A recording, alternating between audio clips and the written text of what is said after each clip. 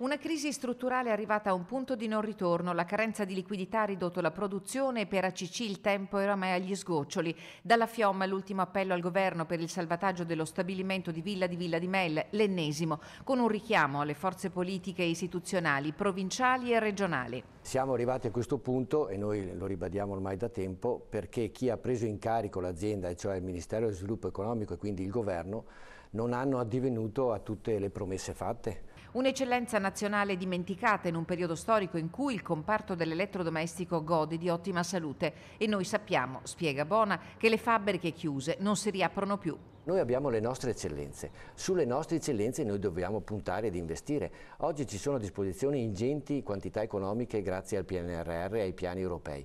Io non capisco perché il governo italiano, e insieme al governo italiano mi permetto di dire anche la Regione Veneto, non si dotino di una politica industriale che individui quali sono i settori strategici e su quegli settori strategici investire ingenti somme o somme rispetto al PNR per creare lavoro qui.